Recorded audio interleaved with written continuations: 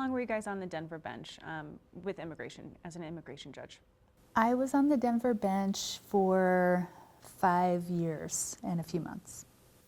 So I started in New York in 2020 at New York Broadway, and then I came to the Denver bench in March of 2023.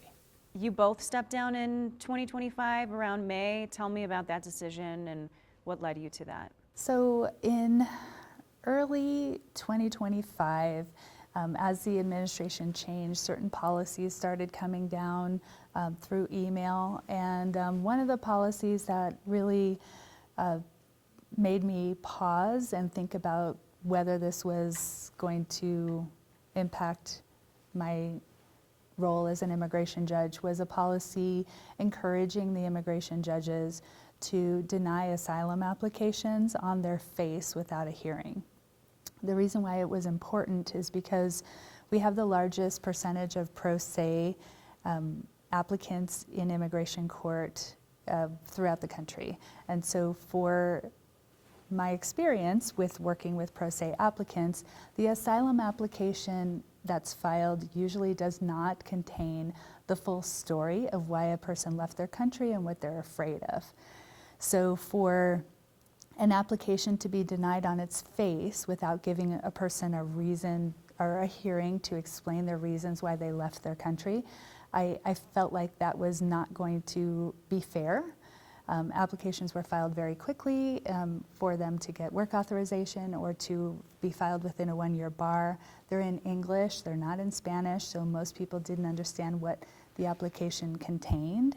And so that was a real concern for me, following a policy where I would deny people relief and basically order them removed without giving them a chance to meet with me and find out really why they left their country.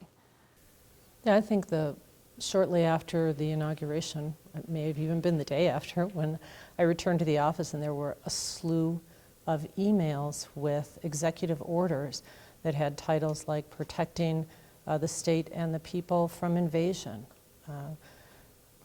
dismissal of dangerous DEI programs,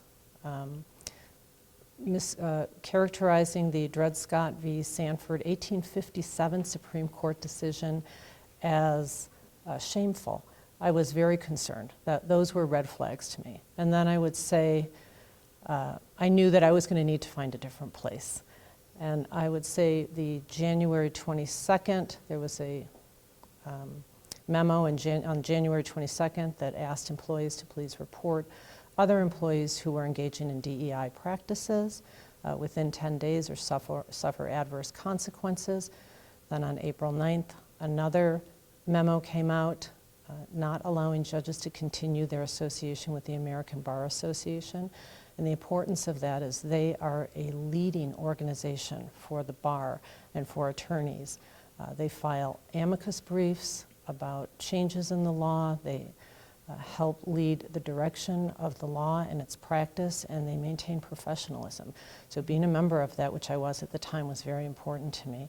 And then I think, as Kerri already mentioned, when the April 11th memo came out encouraging judges to dismiss cases that without a hearing, it just told me the message was clear that due process was not important here. Did you feel like you guys still had independence as judges on the bench, or was it being more guided by these executive orders or policies? I think we had some independence. The due process requires us to follow statutes and case law.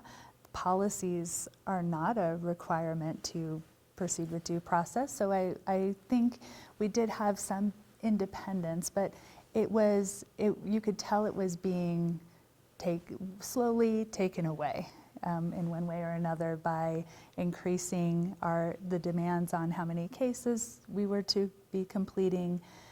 They would put it in a calendar year, try to complete this many cases per calendar year, but when you divide it up per how many working days you're working, at the time we were there, it was around 3.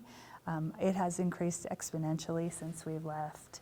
And so there were ways for them to take away our independence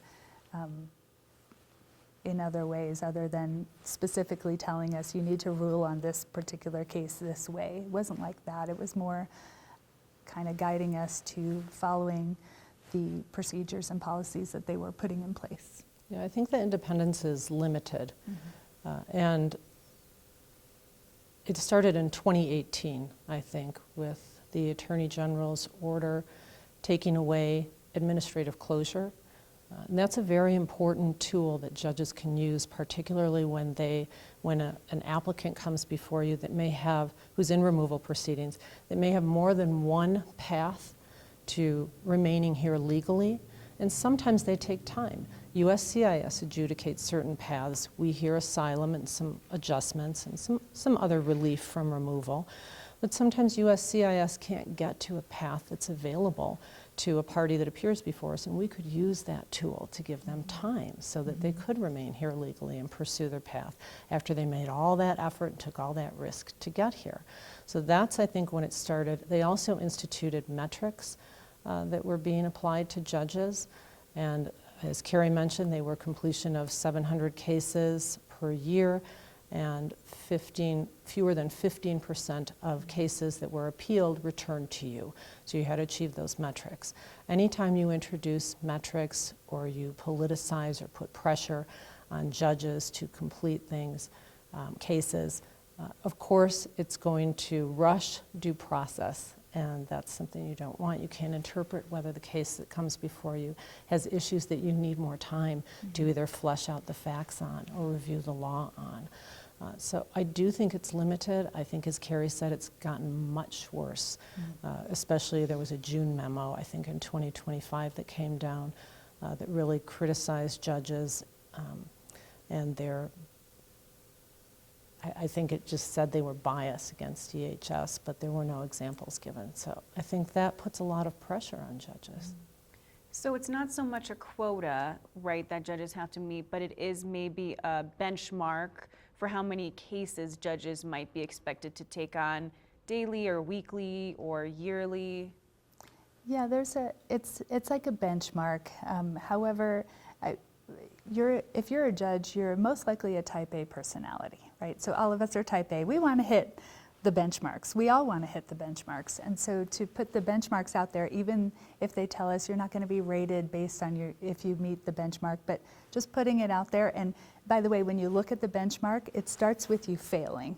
So you start with in the red, failing, and you have to prove yourself to get over to the green part where you're being successful. So when you deal with a bunch of type A personalities, we want to get to successful. So we want to hit the benchmark. However, each case, like Andrea was saying, each case is completely different. You cannot compare my docket to Andrea's docket. You can't compare detention cases to non-detained cases. And each individual case, an asylum case, could take 1 hour, or it could take 16 hours, that it needs to be divided up on over several days. I mean, every case really depends on that particular case and handling the issues that are in dispute in that one case. So it's really hard to judge how a judge is using their time. And cases that don't have representation are going to take longer. People come into court, they're very nervous. Everything counts right at that moment. So it may take some time for them to become relaxed and for the judge to get them to that place so that we can elicit the facts that we need from them, and not have them make any misstatements. Give them a chance to tell their story as it occurred. That's really what's important. And then we also may spot some issues along the way that they're not aware of. Maybe you engaged in some activity that we have to flesh out to see if there's a bar to your application. That takes time, and it didn't come in the application. So we don't know if that exists in that case. There's definitely that issue. And I also just want to say that I think many or all the judges probably met that quota, as Kerri said.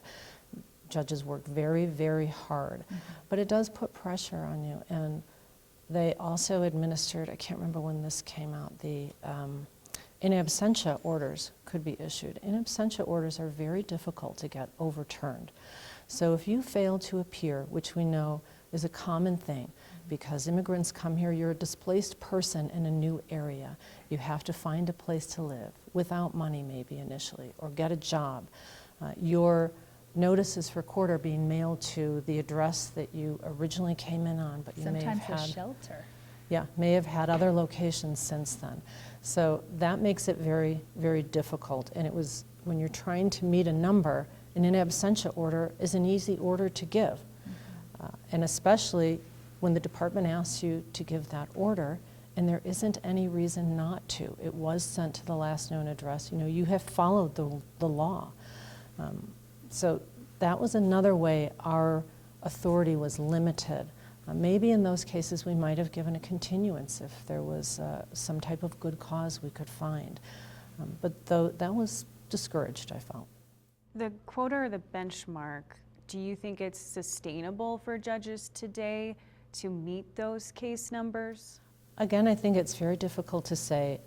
For example, if you have languages where it's very difficult to get interpreters, so you may set those cases on a day where a MAM interpreter is not available, or you need a relay interpreter because the MAM interpreter can't speak English or doesn't qualify in that, so you need a Spanish to MAM and a MAM to, or you need someone, you need two interpreters.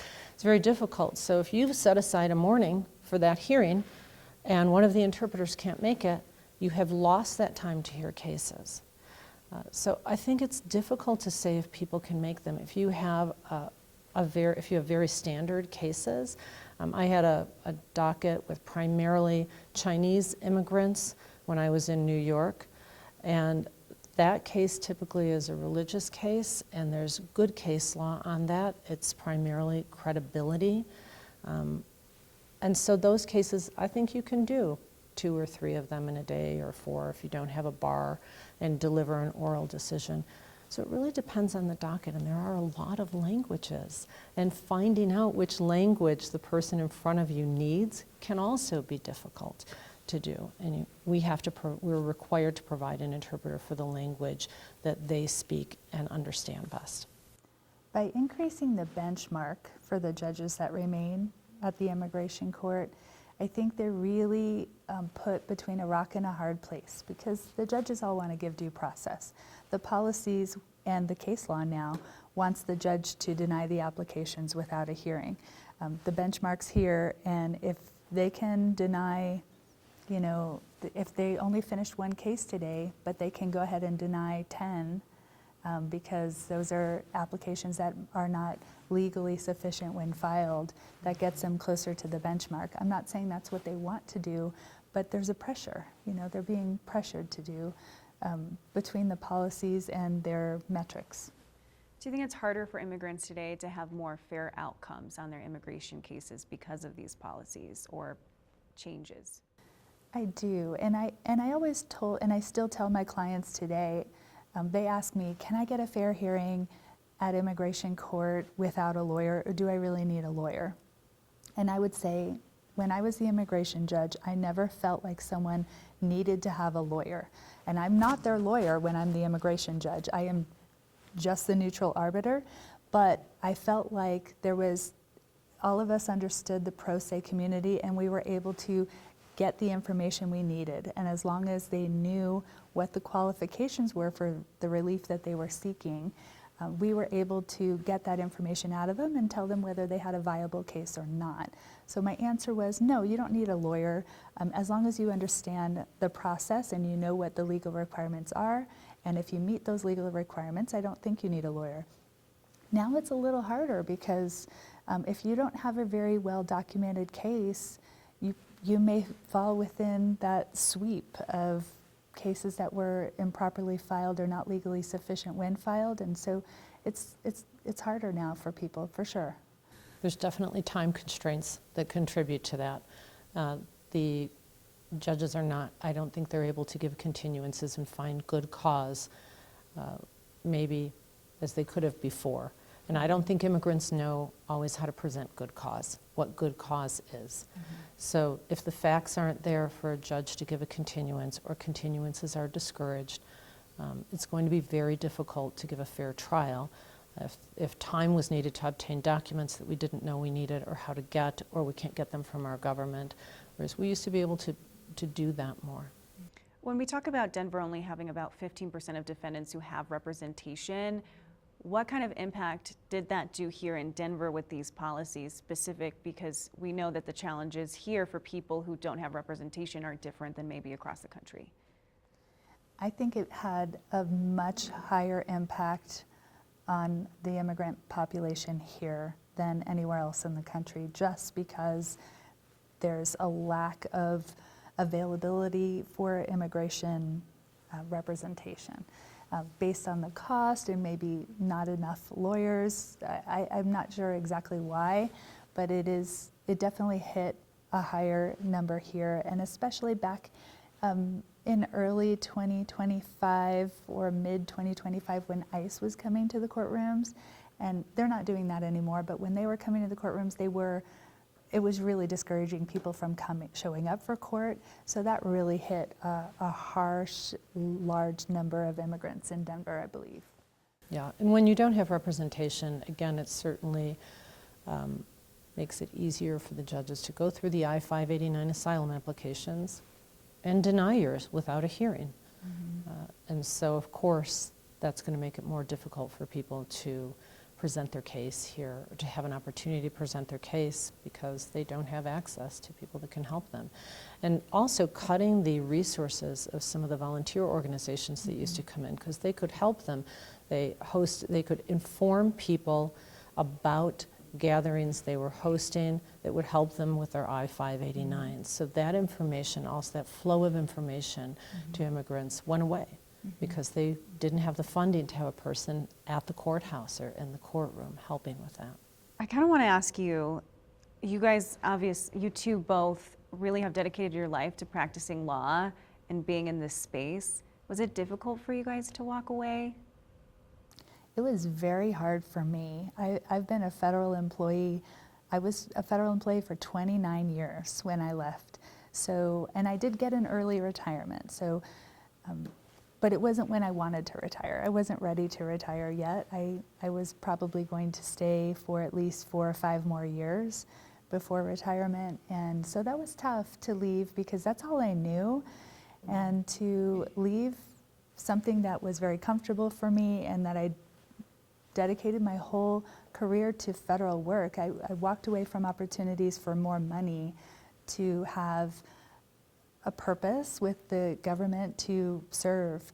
And so when I left, it was hard, but I left with the notion that I was going to do something to further serve the community. And so it just took me a few months to figure it out, but you know, I'm very happy with what I'm doing now and that I'm still in the immigration field and I'm still able to serve the community, and I think even now in a more meaningful way.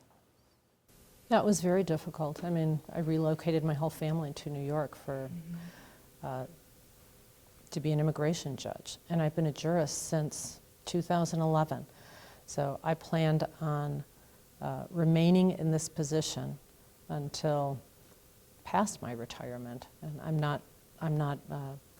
haven't retired from anything yet, but that was my goal. And the bigger goal was to have an impact on this number and to be the guardian or preserver of due process, because I really learned a lot serving with the jurists I worked with here in Colorado. This is truly a great state for the judiciary. They understand due process and they want to take the steps to ensure that it's delivered here in this state, all through your initial courts all the way up to the Supreme Court.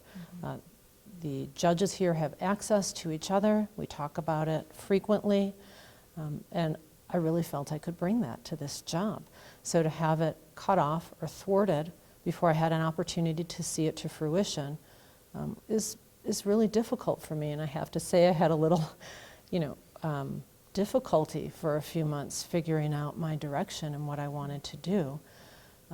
So that I could still have that pursuit of having an impact. And it was great when Kerri reached out and her colleague Amanda, who was also an interpreter at the court, so I knew her well, and said, why don't you join us? And it helped me find that continued direction. So both of you have been really clear that you left before maybe you expected to or anticipated to. What kind of long-term impact does this do on the immigration system if other judges continue to leave because they don't want to continue to adhere to policies like this? I think it is going to have a very adverse long-term effect because you're losing people who have the decades of knowledge and experience because they just can't handle the pressure and stress anymore.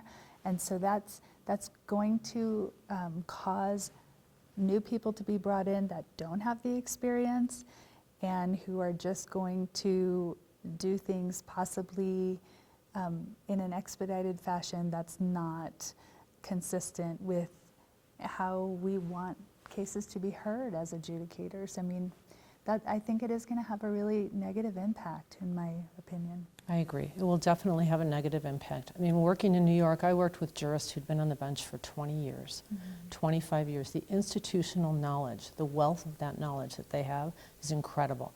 Should it be mixed with new judges and incoming judges? Of course it should.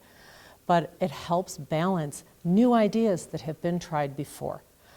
What happened? So we can hone, maybe it's still a great idea, but we can hone it. We can change some of the approach and the procedure to it. They also uphold the rule of law. They understand the history of immigration. And it's not to say that new judges don't understand that, but they've lived it. They've created it. They've seen administrations come and go that have imposed different types of restrictions on them or given them maybe a little more authority, but they understand the evenness required under those administrations so that we're not swinging right to left with immigration with the law that we've been given by the legislature. So I think that it really damages the rule of law to fire or discourage longevity on the bench. Tell us about what you're doing now and how that prior experience has led you to ABC or Asylum. Sure. So Asylum on a Budget with Counsel is a low bono law firm that I created. I thought of the idea with Amanda Ceja, which was the immigration court interpreter at the Denver court, who left at the same time that we left. And so we kind of worked on it over the summer, how we were going to create this business to help people get through this, all the changes in this administration, knowing that they can't afford a lawyer. So we do it for the very lowest cost we possibly can, and we work with lots of organizations in the community that also help sponsor certain people who can't even make our low fee. They will come in and sponsor those people. So it's really a huge community effort at getting people some legal guidance when they can't afford a lawyer in immigration court. So we review people's asylum applications. We strengthen their asylum applications. We help them draft their applications in terms of their declaration, their statements. We do everything in English and also their native language, because they don't know what their application says. So now they have their application in their native language, their statement in their native language. I draft a legal argument directing the adjudicator to how I believe that they qualify for asylum, and that's in their native language. They have country conditions prepared for them. Basically everything a lawyer would do is prepared for them, and then when it comes to them going to court or to USCIS for adjudication, we bring them in, put on our robes. We're back in the judge position now, and we're practicing with them so that when they go to court, they've already done this. It's something they're familiar with, and how they answer their questions, and we guide them on that. When you answered this question, I think you should, say it more this way. So when they go to court now, yes, they're unrepresented, but they're prepared. And so it's just a whole different experience. And obviously there's only two of us. We can't handle the entire community, but we're trying to, help as many people as we can. And I think it's a good service that we provide, and we just do it as low cost as we can. And it's a good time to mention that the Behringer Law Firm has been so supportive of our business, and they provide us space to conduct our business out of their business. I mean, nobody does that. So, I mean, I want to shout out to the Behringer Law Firm that they've really helped us along, because we don't even have enough money for office space and printing and a legal assistant, and they just provide all of that to us just to support the fact that we're helping the community, which I think is amazing. Yeah, we were initially meeting clients at a church, and they were very gracious to allow us to meet there, but it was in a, a church classroom. And sometimes there's events and singing going on. It's beautiful, but the Behringer Law Firm was very gracious in providing us more than one room. So we have a conference room. If we both have clients simultaneously, we can meet with them. And the legal assistant has been invaluable so that we can have someone regularly answering phone calls, because Amanda Seha, who works with ABC and was the former interpreter at the court, that's not really her role as an administrator. She's an interpreter. And she also translates documents for us and does a certificate of translation, which is another thing we provide along with the completed application, because a lot of documents will be barred from the court reviewing them if you don't have a certificate of translation that is clearly for that document. So these are very important details that we know as judges can cause your entire case to blow up, and we're trying to help people be ready. And I think it's also helpful to judges when we've put these declarations into it's not just a stream of consciousness of what happened to me. It's organized in maybe how it relates to political opinion, to their claims, how it may relate to their race, what the nexus or connection to that is. And we try to group it that way so that the judge can see what the connections are, and that will help them with this immense pressure to complete their cases.